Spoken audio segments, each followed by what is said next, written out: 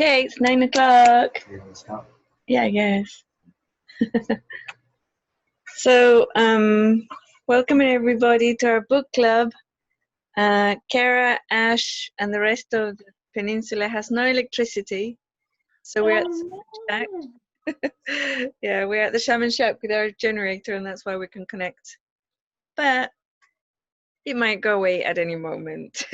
So if that happens, apologies. I thought we could keep this week light and short, sweet and short. I just wanted to let everybody know that that's happening. But yeah, let's discuss the book as, best we can without our fabulous facilitator and see where we get to, okay? Yeah, so Larry's going to check the forum for the points that were brought up. I think Kara left a list there for us to look at as well. Or she has been for the past few weeks, so I'm hoping she did for this week too. And yes, chapter 4, right? And I'm hoping that I'll be able to upload this. I'll probably have to go to the rest to do it because it takes several days to upload anything from the Shaman Shack. But who would have known? We have electricity and we are able to connect. So, do you see some of the points that you wanted to talk about? Yeah. Okay, let's go for it.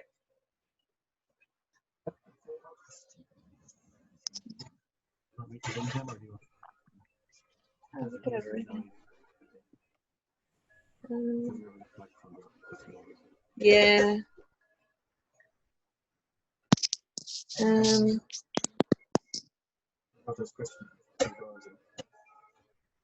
I don't think they're. Kara usually puts in a list, but I can't find it. Okay, Theodora has questions, so let's do Theodora's questions. Yay! In the beginning of the chapter. Hi.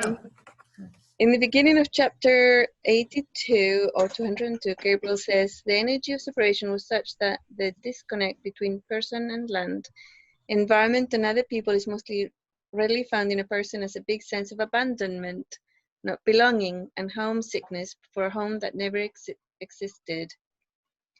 And the question is, I was wondering if we could expand on tools that can be used to minimize this disconnection. Yes, E.T. Phone Home, it's a lecture that I did, and that will help you tremendously to deal with these things. And also, the exercises we do in these 2 weeks, they connect with Gaia, and then next week we're going to be doing Big Gaia, and those will connect you big time to the planet. It's going to be awesome.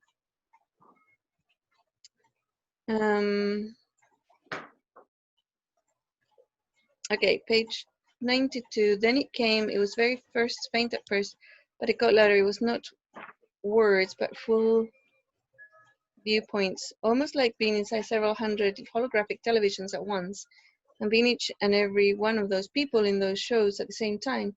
I closed my eyes and covered my ears, but this only made it louder. I was wondering, did this describe how one would feel the human collective if there was no separation at all? No, it's not so much feeling it, but it's more to do with hearing it, hearing every thought, every voice, every conversation. At an emotional level, yes, good. It doesn't, when you connect with the exercise that we did for the connection, where we go and become the entire human collective. Is that available on Work With Me Now, the one that we did at the last event? I'm not sure if that one's available. Yeah, I'm pretty sure we've done that though. It's like you do hear it, like at least I do. When I connected the entire human collective, I hear that, right? But the noise level is lower because when I was a teenager, somebody taught me to use this lever exercise where you just lower the volume or raise it if you need to. And also you can attach, or you can pay attention to different frequencies or groups of thoughts within the human collective if you so wish.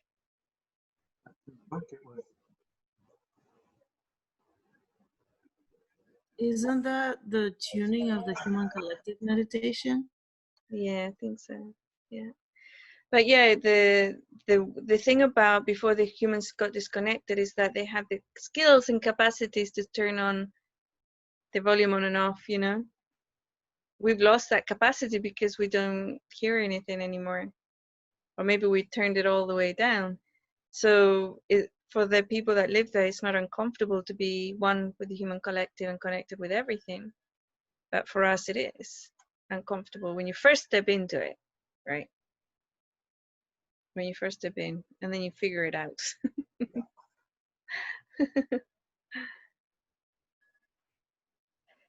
And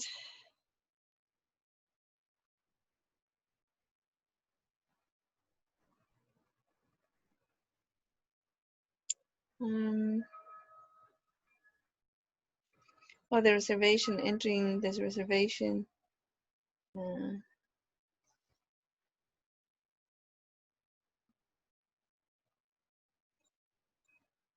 I suppose I can understand if those are questions because it's just comments behind the.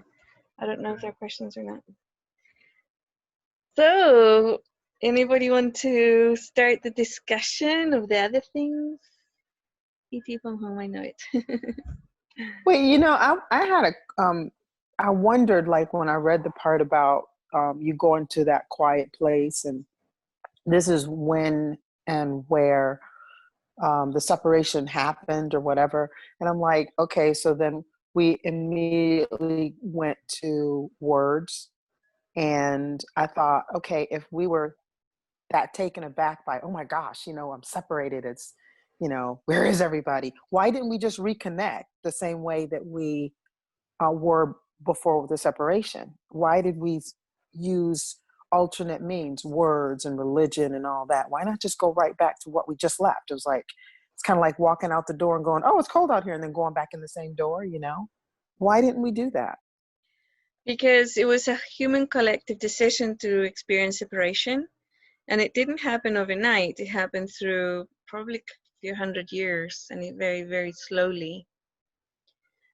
Very slowly. So, for example, there was this shaman that was out of body in the res a few years back, and he was, you know, going Cool. like that, right? And I'm like, why are you doing that, right?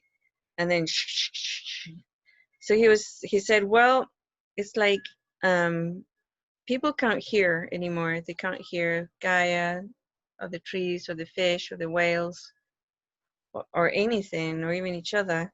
So he would sit really quietly try and hear it. And then when he'd hear something, he would voice it to amplify it until it made sense, right?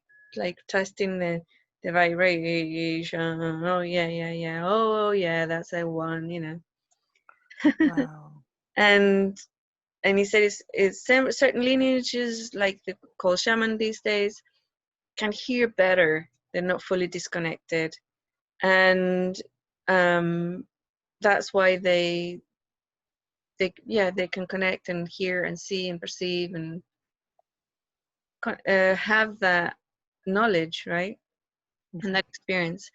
But as time went by, from this time that the disconnect happened, as time went by, it got harder and harder for people to hear, but it was in a slow way. It wasn't like overnight, right? So, and then it was normal for a person to not hear anything because they were born that way, and they never knew that people could hear, right? And they knew that some special people could hear, so they'd go to them to get guidance on things. Yeah, that's how it happened, as far as I can perceive it. Cool. Thank you. Yeah.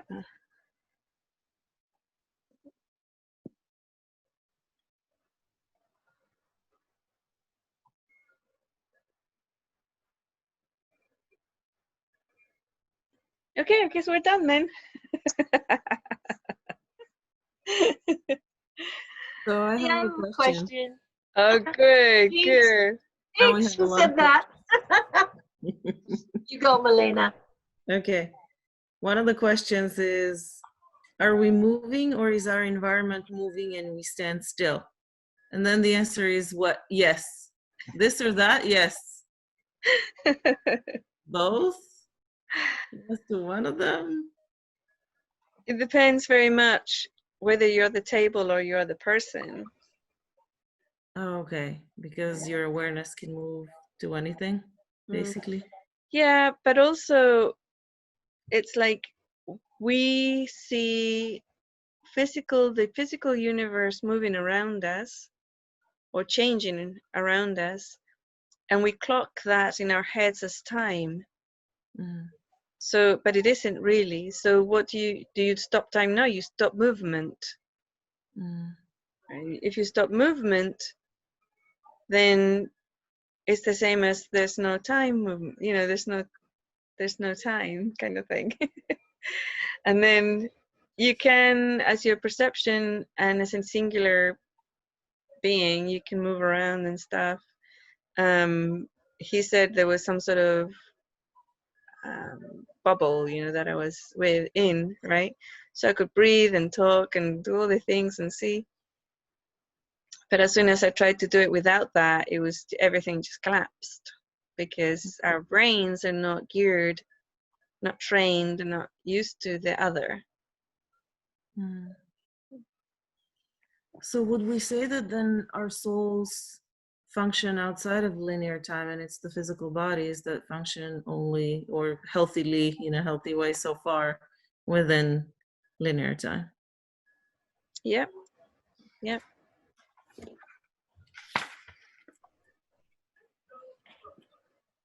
So, for like, if you teleport your body, if you physically teleport to somewhere, other dimension, can that still apply? Like, you know, or your body adjust?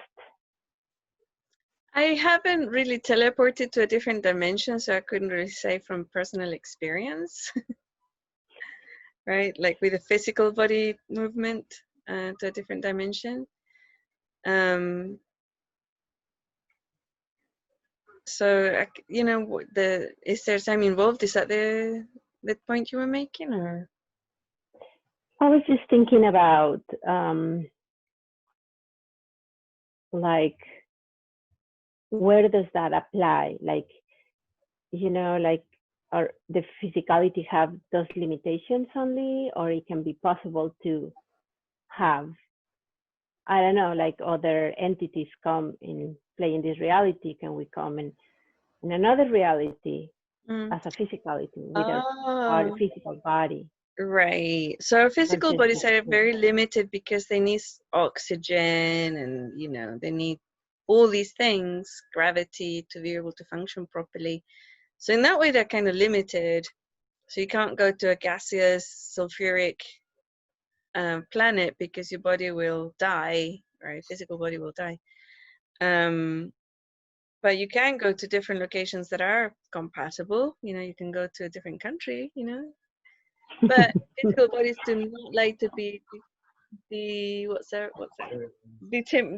dematerialized. They don't like that. Physical bodies don't like that at all.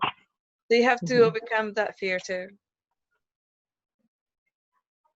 But yeah, it's one of those questions. I think, I think I'll teleport to Seville right now, and they go, whoa. Well, am I wearing the right clothes? Am I gonna get too hot or too cold? Is it raining? You know, there's a lot of issues with the physical body immediately.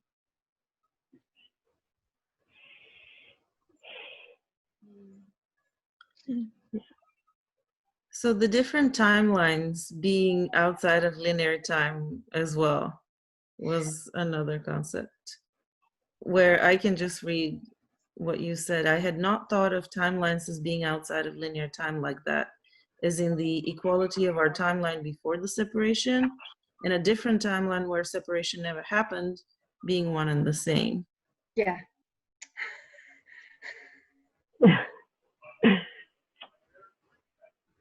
Did you find it? I need some more context on that one. Oh, it's page 69. Okay. And you ask a question, it's where are we? And he Okay. says, when are we? We are before the advent of religion, or where religion was never invented. It's hard to pinpoint if it's when or where, as both exist simultaneously. Right. One might say that this is the timeline where humanity and its environment are still one, or one could say it's your timeline at a point before the separation happened. Yeah. So it's really easy to explain that when you think that you split timelines when you make a big decision. Right. And before you make that big decision, you are in one timeline, do you see? So Right, that right. big decision there didn't happen, it stayed the same. So it Mhm. could be that is, do you see? It could be the same as before or the same Okay. now Because they merge, it's the same thing. There's no. right, it Okay, didn't okay. it never actually split there. Right. Okay. It's like a fork that didn't start forking yet. Yes, it never forked. Okay, Laurie. You're muted. Ah, there you go. Oh, there we go. Yeah, I was just curious about, what is it, page 56? The religions one, when we're talking about it being so powerful that it overrides Gabriel's connection to his charges. And then you guys were talking about, you were asking religions are alive, sentient? And it's just like, oh, so what do we do with that information? What would you like to do with that information? Oh, interesting. Does anybody else have any comments about that? By any chance? Yeah, that was pretty profound for me, because I was like, and I read this part of the book like 4 or 5 times before I finally read it and finished it once, because I was like waiting for the next book. I didn't want it to go away. So yeah, and it's funny because every time it was like, whoa! I mean, it's so funny. Every time, whoa, it blew me away. But yeah, and it actually makes total sense to me. The way Gabriel described it as like we're creators, and so we created this thing. We manifest, and then this thing that we create, this religion, then becomes sentient. And it's like our bodies, I will do anything to survive, including live off of us. And so I was like, wow, it felt like, yeah, that makes sense. Mhm. So and then all the things that have happened with through religion, and it makes sense that we would be lied to, I guess, so to speak, so that we don't seek to connect ourselves. You can't talk to God, you got to talk through me, and all this, just it Exactly. stays in the middle. I'm needed, you need me, so you can't get rid of me. And once we realize that we don't need religion or whatever, then what happens to it? Well, yeah, it's going to go away. It doesn't make sense. We don't need it. We can speak directly with God ourselves, as we are God. So yeah, that was very, very profound. And I mean, every single time I held on to that and went, that is so deep, but it's so cool, because it took somebody else to say, hey, look over there, look. And then, yeah, yeah. So yeah, Very cool. that was interesting, to say the least. Nice. I love it. Cool, thank you. It also reminds me of that movie. What was the name of the movie? I think it's a TV show about Merlin and some old religions and stuff, and the Merlin adapted the new religions, and he was saying, everybody just turn away from those gods, because if you turn away and you refuse to believe in them, they'll vanish. And sure enough, they all started vanishing in front of them, like, no, we're dying. Aries, you were going to say something? Well, I think on the flip side of that, we think, oh, good, that's gone. But in the Buddhist tradition, there's a Tara, the healing Cherub Chama. It's the same kind of being, where this is female who has healing abilities that people, there's a mantra and everything that goes with it. And I remember hearing from the Lama who was teaching one of these, there's a whole practice around it where, there's this golden light that comes in you, and it's a method to heal yourself. Mm. right? Which I thought was very interesting because they said that there is a real entity, you know, this is a real entity out there that we created. I think it was we created or that existed, but somehow because there are people doing all this, you know, practice healing for healing, right? This is like a Guanyin, Tara, or Sherab Chama, lots of different names. Anyway, and I just thought that was interesting that you could call on this healing source. So we might create these kind of maybe not so healthy religions, but then there's also this other thing, right, that you can use for healing. Anyway, just a comment on that. So yeah, and the healing stuff is really interesting because a lot of the healing modalities, especially the older ones, they have so much track record that they work. yeah, You know, they work. They're quite powerful because of so many people have used them through the ages. It's like they actually work. right. Anyway, so maybe it can go both ways Yeah, okay. in a healthy and Inelia, not. you were going to say something yesterday, and then you were like, no, I'm going to keep it for the book club. Oh, this morning, yeah. They have. Yeah, oh yeah, for me it was yesterday. Yeah. Does anybody remember what it was? You didn't say. You were like, no, I'm going to keep this for tomorrow. What were you talking about at the time? Anybody I remember? think it was in response of Aaron's question. What was your question again, Aaron? I don't know. I remember asking about if there were more angels. It was yesterday for me. Wow. You were talking about what? If there were more angels in Walk With Me Now, I remember that. Oh, yeah. But there was something more to it than that. Yeah, there was something else. Oh, yes. Thank you. I remember. I remember. So it's about the question of how does an angel incarnate into a human body, right? Interesting. So it's like we talked a little bit about it last week, and it was like when we looked at it, it was the angel becomes more subtle form and can then become a soul for the body, right? So we figured that one out. And then it was, can the architects become angels, right? And how does that happen? Or can a human soul, for example, become angelic for a while or forever? And how does that happen? Because if the angels have existed for always and their numbers don't change, right? Then how does, say, for example, an architect become an angel or vice versa? Can an angel become an architect? So from the perception of the numbers of angels don't change, but the numbers of humans change drastically every day, I'm thinking that the architects are not so much an original race, but something that different races have chosen to become. So through learning and practicing and evolution, certain souls have decided to become architects.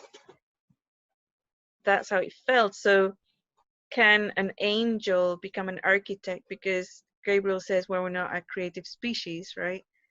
But it's the creativity, the architect part, is that the creativity or not, right? And it feels like it isn't. Like an architect can indeed become creative, right? And become a creator. And somebody who incarnates, a soul that incarnates into a human body or several human bodies for many millennia, will learn to manifest because the physical body has that emotional body that you need to manifest with.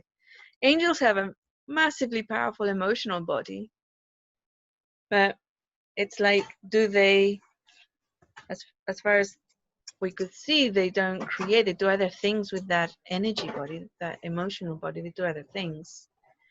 So the architect part, it feels like, I was looking at how many people feel like an architect, and a lot of the people who said yes, they're angels, and you can tap in and say, yeah, absolutely, they're incarnated angel. They're also architects. So how did that come about, right?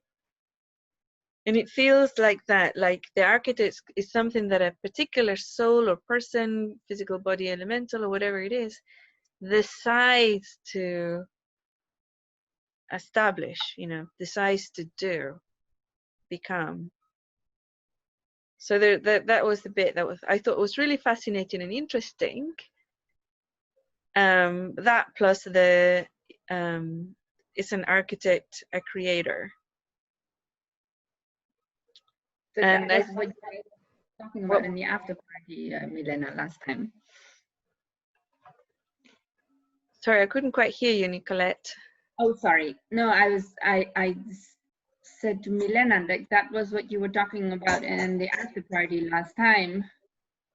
After the after party. The after party? After party. Brilliant. I love it. Yeah, well, they were talking about that, whether angels could be architects or creators or not. Yeah. Mm-hmm. So if an angel is forever, I mean, no. Okay. No, that's not what I want to ask. Okay. I guess, so if an angel incarnates as a human, right? Mm-hmm. But if you've been an architect before, don't you grab that information with you? I mean, now you are like, when you become again an angel, you have that information with you? The architect part, yeah. Oh, so the angels are also changing. The architect, that's what I'm saying. It's not just humans who are architects. It feels like architect is something that you achieve, right?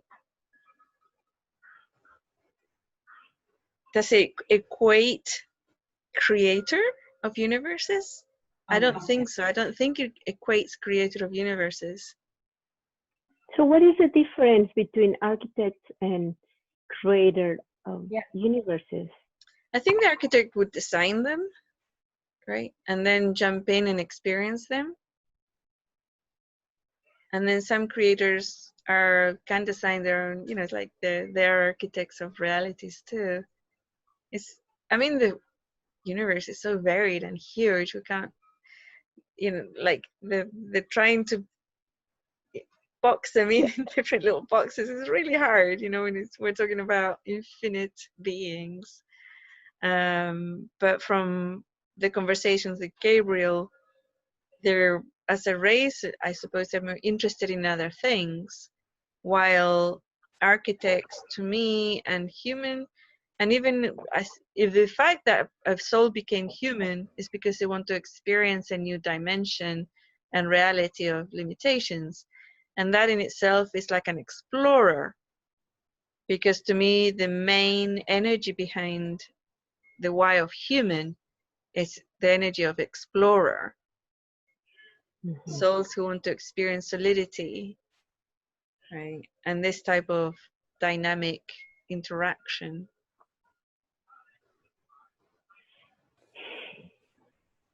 Can I ask a question? So, to paraphrase it, it would be something like angels, for having incarnated maybe as humans for such a long time, this would mean that they tapped into creating ability skills. That's what you were saying? I don't think creative ability skills, but as they can be or become architects. And maybe when they are incarnated as a human being, because you have an emotional body that is creator basis on the human plane, on the physical plane, maybe you can actually do it while you're human. But I don't think that you can once you come out of human. And I don't know if that is specific to angels or all souls, because once you have a soul disincarnated, they can't affect your physical universe, right? I mean, some of them can move stuff, but they can't really, create a company, for example, or build a house, right? A soul can't build a house unless it's incarnated. That's what I'm saying. Yes, I was thinking about it also a bit the other way around. When you said you went to the angel place in the last chapter, and because you were there, they were under the impression that you were eternal. So if a creator would decide to try and see how it feels to be an angel, would they have that type of glitch that makes them believe that, oh, this was an angel and it was eternal and it was here the whole time? Oh, I see what you mean, that they don't go away because they're there eternally, right? Yeah. So even if it became something else, they will still be eternally felt within the angelic collective. Yeah. Yeah, that's a really good theory. We should totally explore it.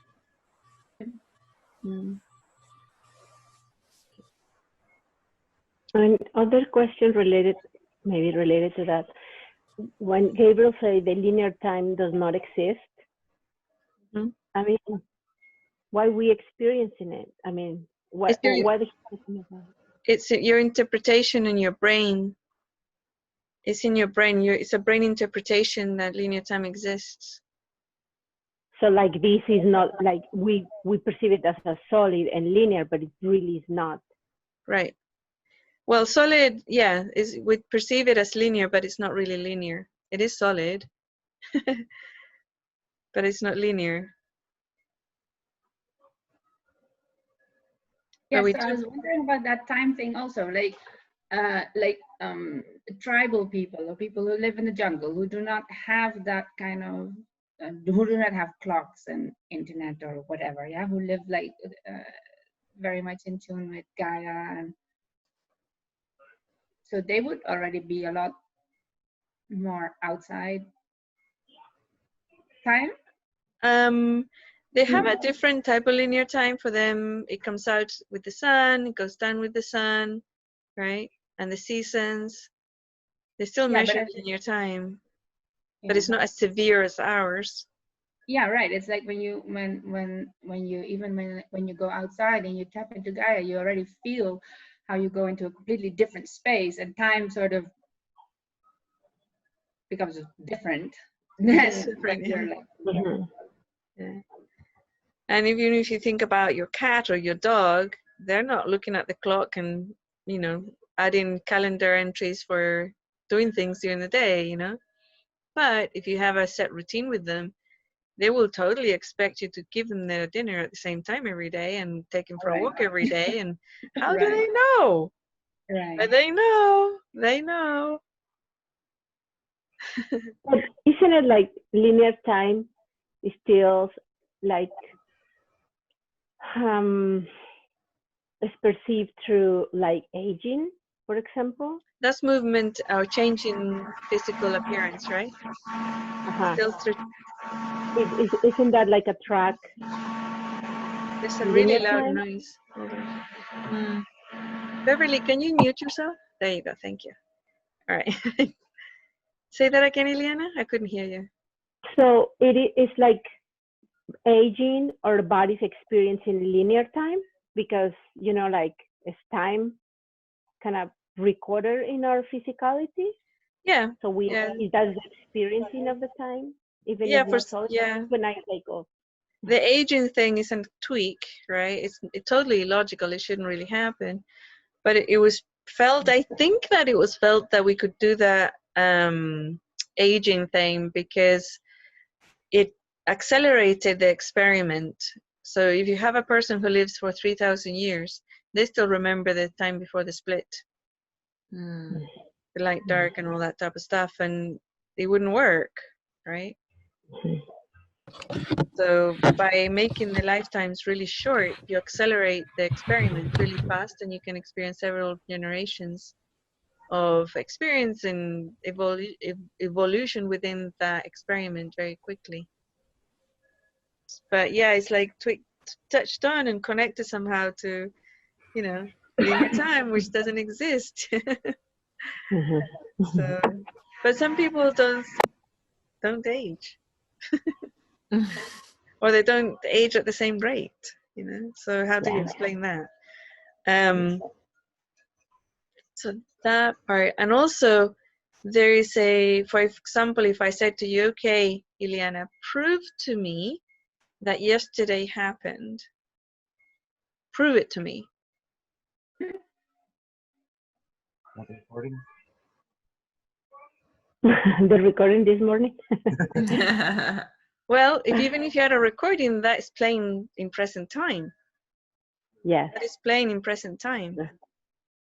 So how do you prove that it happened yesterday, or that yesterday happened? Can you prove it to me? Not really. No, that's right.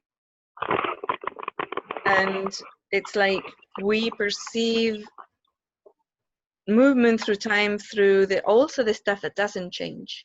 For example, the walls in your house don't move and your bed doesn't move.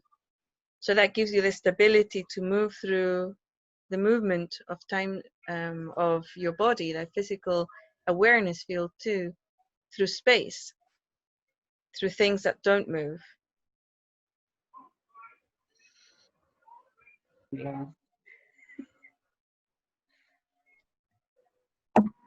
So I was just thinking, in reference to time, time doesn't exist, the linear time. So if we took the concept of time away and just thought moment to moment or experience to experience, if that would have anything to do with our physicality, like we talked about the aging system, you know, it's part of our minds and time. But if it was just moment to moment, no thought of time, clocks, time, nothing, just moment to moment, would that show up physically in our lives? Yeah, I think so. If you lived your life in present time, and it had the experience of present time, it does change your life. It changes, even your aging process changes, your health changes, your concept of reality changes as you stay within present time. Yeah, and souls do experience time completely different to physical bodies. Very, very differently. If you look at, you know, the exercise, you know, look and see what your finger's pointing at, that perception, there is no time there. Do you feel any different as that perception viewpoint in the universe today as you did when you were 5 years old? If you remove the personality, that viewpoint is the same. It hasn't changed an iota, right? It's still the same. Yeah, well, that makes sense. It does. It does. If we just embrace the moment to moment, and that would, to me, it seems like that would just eradicate any health issues or any other issues. I mean, that might put the cosmetic industry out of business, but you know. Yeah, it would. Thank you. So since only on this call and on the forum there are a bunch of angels, as it became, thanks to this book club, very apparent, is it just a cluster, because that's what we're talking about here, or there are really that many around? It's a cluster of angels. A chorus of angels. It's a chorus of angels. It's a blessing of angels. Unicorns. It's a, yeah. So when they decide to incarnate, I'm assuming part of the reasons would be just to have a human experience, or maybe a bunch of others, but do they still have a little bit of a customer support mechanic type of role still? Yeah, it's hard to drop that one. I haven't met an angel yet who doesn't go out of their way to help others. Yeah. So just embrace it and roll with it, I guess. Yeah, yeah, absolutely. Mind you, don't become a martyr. Watch the martyr energies, right? And the codependency, savior, victim energies, just watch for those. right? And you're good for helping, assisting, teaching, healing. All those are great for angels. What do you on the last call, what was your experience? What happened when you read that piece of that chapter? Because for me, I felt when I was listening to that, that is actually when I sort of went like, everything went haywire, and I started crying, and I cried for like 24 hours or something. I don't know. Every time I tapped into it, I was like walking my dog, and I was like, "Don't think about it, don't think about it." I was like, "I don't want to be crying." Yeah, like, "Don't think about it." I was like, "No, no, no." it was like I couldn't control it.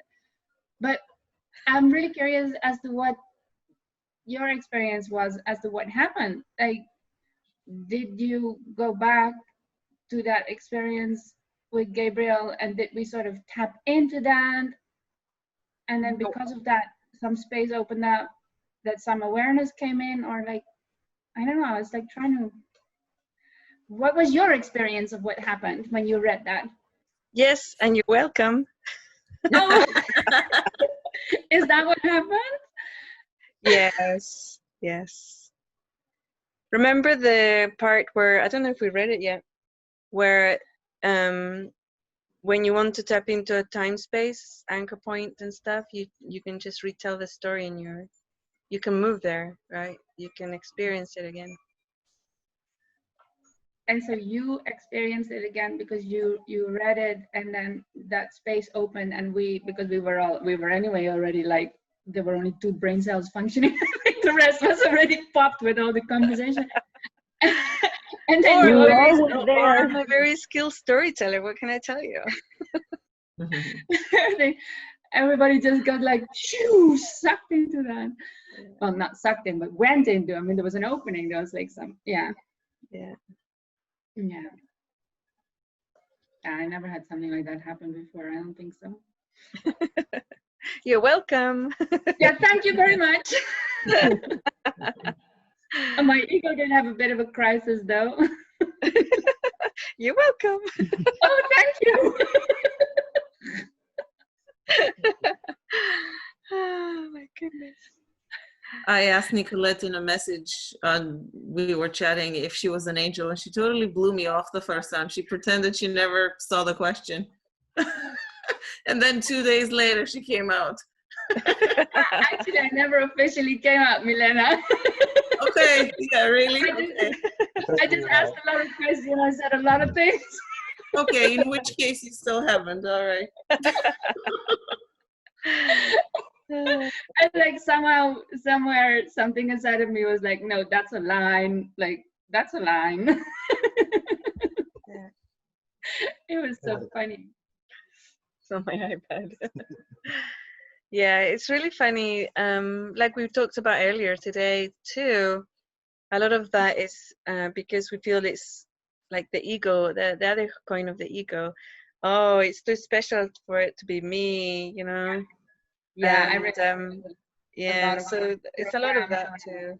Yeah. The angel thing and putting it somewhere, yeah, on a pedestal or something, or like, and yeah, a lot has to do with all the ideas that we have about angels and all. Because I mean, thinking that I was an alien, or I don't know, all the other stuff was never an issue, and then suddenly this was like an issue. Really weird. Yeah, I would say it's very indicative of somebody who recognizes their soul family. Well, the ego certainly didn't want it. And I was like, no, that's too big of a reality shift. We can't handle that. What am I going to tell my mother? I can't tell my mother. Mommy, I've always told you I was an angel. I was a good girl. I've always been an angel. I always told you about that. You didn't believe me, but it was true. You say it and you just laugh after it, and nobody takes you seriously, and they just giggle with you and roll with it. Yeah, no, but I mean, that showed in what the ego's reaction was. That when like that blew up and that blew everything out of proportion, because otherwise there wouldn't be an issue. Then you would just be like, oh yeah, whatever, you know. I mean, yeah, that was funny. So do they? Oh, Larry, we can't hear you at all. Finally, we get I was to see just gonna Larry come out of hiding. I'm just sitting right here. We're on a computer this time. But yeah, a lot of the book is demolishing that image of an angel. What is an angel, you know? Yeah. And the beings that are being expressed in there, time wigglers, I guess. Time wigglers who are very interested in human realities that don't really do much creating. And that enjoy each other a huge amount. I mean, if I was to say that that was the origin of my soul, I wouldn't see why that would be a bad thing or a more different than a Pleiadian or anything else. And it's just the projected story that has been overlaid, maybe that one, but you're not that. That isn't what you are. No. Yeah. But then again, it becomes difficult to communicate to someone else that's your source as an angelic, because they think that all that projection. Yeah, exactly. So exactly, like when somebody asks you, you know, where are you from or how old are you or all of those kind of questions, you have to give them the I'm 45 years old and I'm from Tacoma. And that's not true. You can't say, well, I'm an angel actually from no time. You'll be like, oh, I see. Okay, then. It just opens too big of a conversation, doesn't it? Yeah. Anyway. Yeah. I have a question about the bodies from the angel. Are they different somehow because of the energy that have to hold? Which bodies? And the human bodies, are they different? Oh, well, they make themselves more subtle and they're complex. The human physical body is complex enough to be able to hold an angelic being as a soul. But some of them do, not all of them, but some of them do gain weight to kind of create a buffer between themselves and the rest of the world. Like they're to be less sensitive, feel less from their environment. That's quite common. Yeah, it's an emotional body thing too. A lot of angels try to suppress their emotions because it overtakes them. So they've learned very young, especially boys, very young, to just push it down, man. Don't express. Right. But some people fail terribly and they're very emotionally active, you know, sensitive, emotionally sensitive. But this is another way to disconnect from environment. Disconnect from where? From the outside, or from people, from environment, from nature, from Gaia, from all these noises. Well, yeah, because at the moment it's not very pleasant to connect with the rest of human collective, right? But that's not just angels. I think a lot of humans have disconnected. Probably the disconnect was necessary because it was so unpleasant to be connected once we started playing with negative stuff as a species.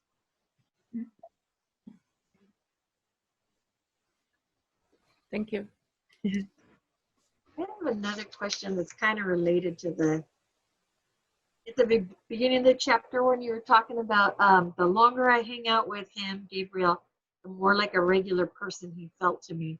So like, can you describe the difference between what he felt like before he started to feel like a regular person? Is that something?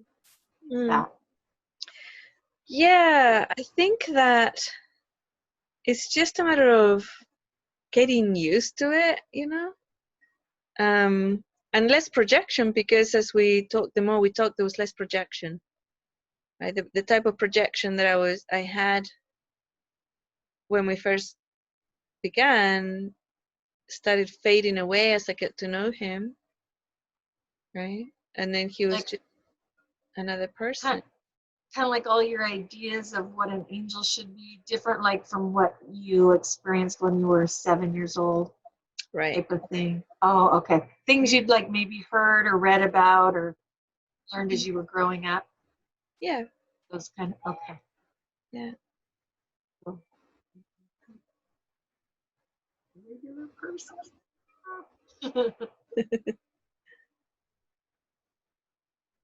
So I wonder who else is going to come out as an angel. I know. Aaron. Kathy just did some time ago on the forum. Didn't they? No idea.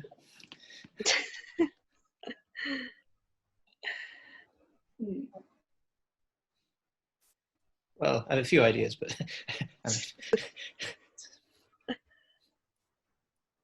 I have a question concerning, like, my understanding is by reading this chapter that everything that start to exist wants to survive.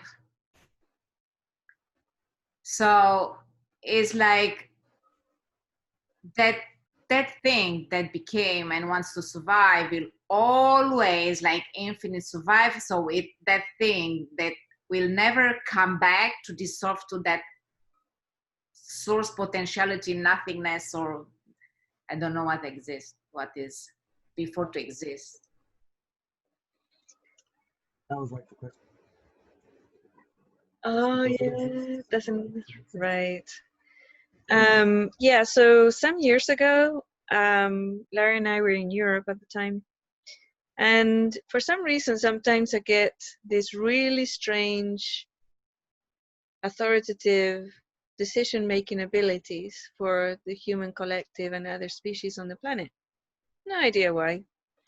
Anyways, I was minding my own business. We were traveling in a train, and suddenly this collective species comes in, and they say, do we have the right to exist? They were very negative, created. It was a created species for the human collective to have a negative experience. One of the species was created, and they basically populated the human collective in the areas of drama and violence and cruelty and things like that. And they fed from it too. But this particular species of beings were created by humans. And as we were shifting into the new paradigm, they came to me and they said, do we have a right to exist? And I said, why are you asking me? Right? It's like, because they've been to the Planetary Council to request that they continue existing after the split. And the Planetary Council said they have a lot of dynamics in the decision making of the Planetary Council. So they decided to put it to a neutral person who has no attachment either way, right? And I'm very neutral with regards to positive or negative things. I personally, on my physical body, prefer not to have negative things around, but I don't judge them any worse than, say, a positive thing. They're just frequencies. One is pink and one is green. There's not one that's better than the other, right? They're just different. So I guess they chose me as an impartial person to look and see if they have the right to live because they lived. Can they carry on existing because they exist? And I looked at it and I sat with it quite a long time, at least an hour. I mean, I'm making little of it, but it was a big decision. And when I looked at it just as a matter of frequencies, I saw it and I said, no, you do not have the right to exist past the human decision of not having that experience anymore. And I said, but why? We exist. And the answer was, the fact that you exist does not give you the right do exist. They're not one and the same.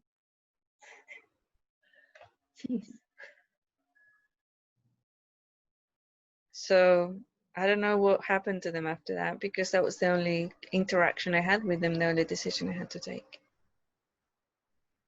Does that answer your question, Raymina? Partially, because what's I was curious to find out. Let's take an example, a soul. Mm-hmm.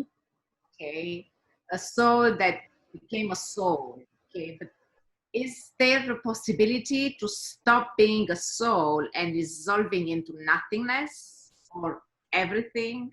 You can dissolve back to oneness and the field of potentiality, yes. Okay, and it's possible to that one moment in another to start to become again? It has happened. Yeah. It has happened that a singular soul construct has gone back to oneness and it is pulled back into otherness. So when this happened, you say in the book that with I remember that when Michael was experienced being a whale, no, not being a whale, that I don't know how to, that experience where the angel lost him. He was in a whale, whale, and my understanding is like when the soul has a singular signature, a unique signature in all that exists. Right. So when the soul come back and became again, the signature will change or will be always like be the same? Because in Michael, that changed a bit. Yeah. So here's a really interesting point again. The energy signature of a singular being isn't supposed to change. And I say those words, isn't supposed to change. It does not change, right? Because that's the way the game works. The solidity game, the otherness game. However, some years ago, well, it was before 2011, because it was while I was still playing with mystical stuff, mystical war. And there was this lady who was wanting to do battle at a mystical level at some point. And she inadvertently followed me into a battle scene of engagement. And then we came back and she said, "Oh my God, I'm not prepared for this. This was a big mistake. I should have not been so arrogant. And now I'm stuck and they can see me and they can find me." And they were coming for her. And I could see them traveling through existence to get to her. And I looked at her really quickly. I said, "Tell me something you want to change in your life. Just anything. Anything. What do you want to change about yourself?" And she said, "Well, I want to be more patient." "Okay," I said, and I tweaked her energy frequency. Her eternal, forever stuck, never to be changed energy signature. I just tweaked it. And I looked at her and I said, "Okay, they can't find you now because it's different." And she said, "Great, thank you very much." And she was more patient from that day forward. And then that night, I was going to go to sleep and I get pulled out of my body into the human, God knows what collective. "What did you do?" I'm like, "What?" "So you can't do that." "Well, obviously I can."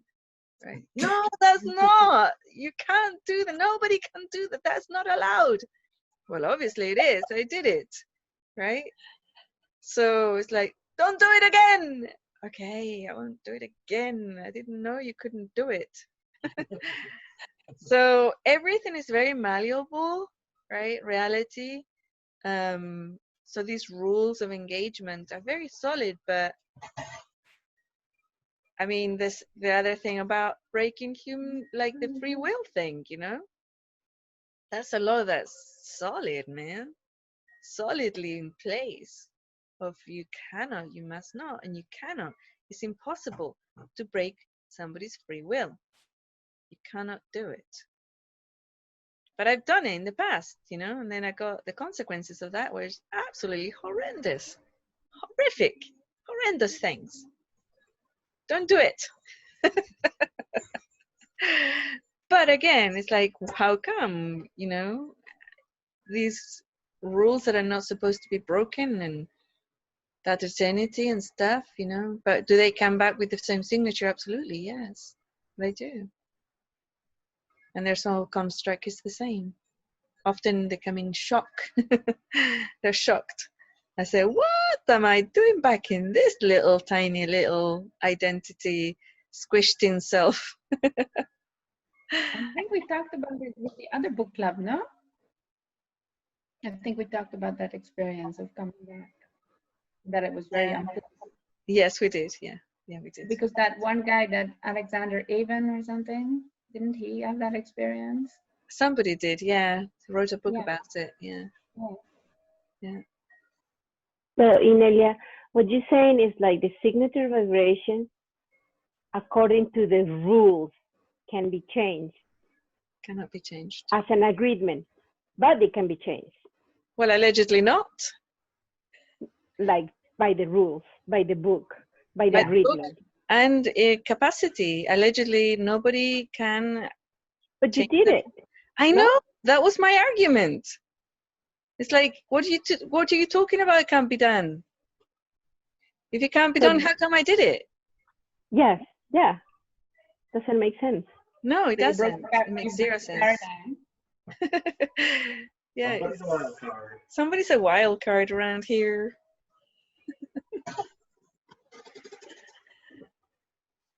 Opening up some new possibilities here. Hey, and then you did it. I'm not gonna play with that, man. I'm not gonna play with that again. I mean, it was saving her life, man. I'm not gonna do that again. I don't really particularly like being pulled out of my physical body into some sort of huge collective mind thing, universal mind thing, and get told off. It's not a very pleasant experience. Yeah. What do you think if, you know, now that we are aware of this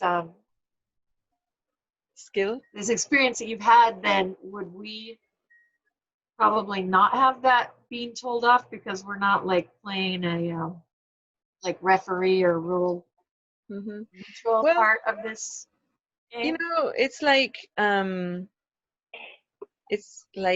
Nicolette was saying, it's obviously can be done now, right? It obviously can be done now. But to me, what I perceive is do it yourself. But that's where you're going. It's like if you feel into the essence of who I am, right? Who am I? You feel into that essence. Can you feel how perpetual it is? How eternal it is? And how unchangeable it is?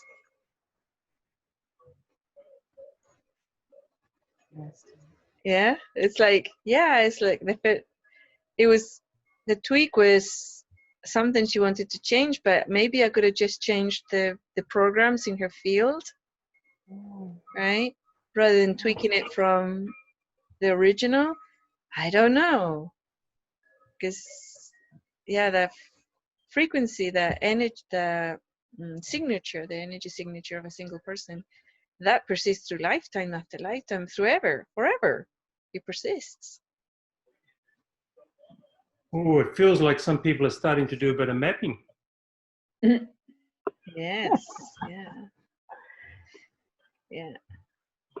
Now, what will that happen to our shared experience then if we all start tweaking our essential signature, right? But there again, why would you do it, right? What reason do you have for it? The overlay, absolutely change that. Make it the way you want. Remove all your fear, remove all your limitations that stop you from doing good things. Remove the blocks to seeing, perceiving, sensing. Remove the blocks to gathering and keeping information and data.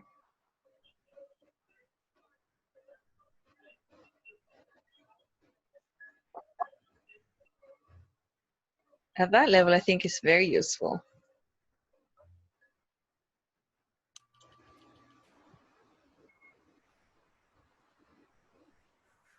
Inelia, Thank I you. have a question. Do you think there exists something like something? It's just for expanding. Do you think there exists something like the angel of death, or is it just a concept in He's your not an mind? angel. He's not an angel, or she. There's several of them actually. But yeah, the one that is attached to my life is a man. But I've also met a woman, and I just call them death. I don't call them angel of death, you know. But you know, he might prefer a better name like Stephen or something. I don't know. But yeah, they do exist. They're entities who will come in and assist the person in leaving their physical body and take them to the other side. I had an experience several years ago, and a lot of you know this experience, of one of my children being in hospital, and they were close to death. And I walked into the hospital, got into their room, emergency room, and Death was sitting on their bed. And I looked at him and I said, "What? Are you freaking kidding me? Are you taking my kid?" He says, "I don't know. But you better have words with this person, your kid, because they're playing with me. And this is not a game. If they push it too far, I'll have no choice. I have to take them." So I sat down with my child and I said, "Stop pecking around. If you want to live, live. If you want to die, die. But this type of game on the fence and pulling in death to take you and not take you and whatever's, this game is not right. It's just not right." So my kid said, "Okay, what's your choice?" "I'm gonna live." "Okay." Never the Dad said, "See ya, bye," and he left and didn't see them around my kid again. They are not angels, they are entities with this job. Mm-hmm. Yeah. Mm-hmm. That doesn't mean that angels won't come and grab you when you're, as well. Mm-hmm. Take you for a flyabout or take you home or whatever. It doesn't mean that. But there is a collective, I'd say a collective that's experienced and very good at doing that job for us.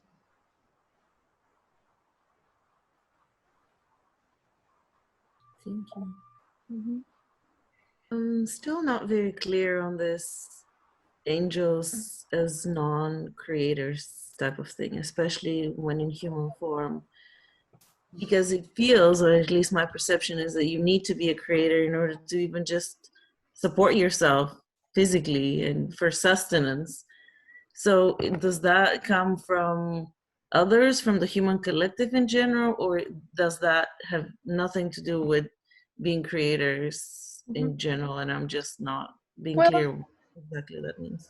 I think if an angel has incarnated as a human person a lot, they can grab up the skills while they're embodied to create, right? But I don't think that they take those skills with them once they become just angelic again.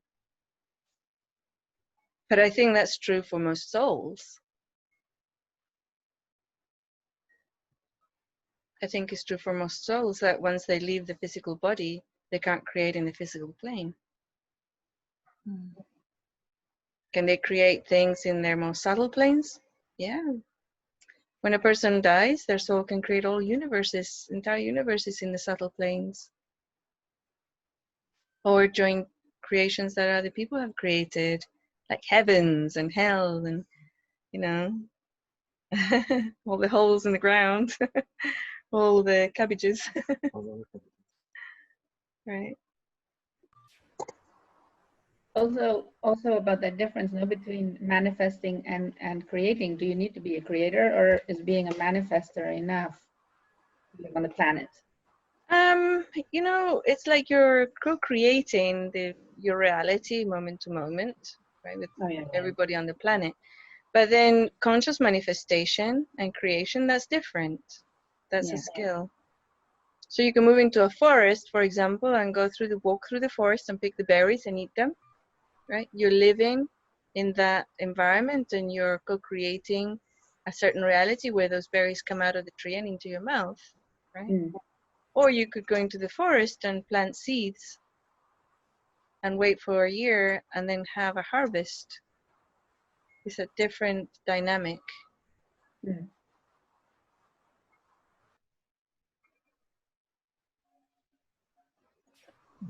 Great analogy. Thank you for that. That's very helpful. Yeah. I liked Milena's question, and it also went to the question that I put in seeing things from other perspective, because in example, I remember being a creator.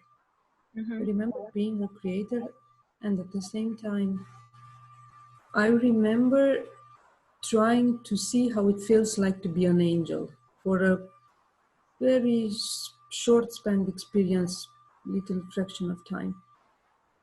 And it felt as if maybe one angel would have led me as a placeholder. He was, or embody his structure, his angelic structure for a little while. That's why I don't identify with being an angel so much, but I think it's possible to see, if you want to and they agree, perhaps, how it feels like. So all this question about creators and it feels very interesting. This is what I wanted to say. And I wanted to bring this dimension in exploration. That's really cool. You're very good at incarnating, huh? An incarnating soul. Yeah. Yeah, that's good.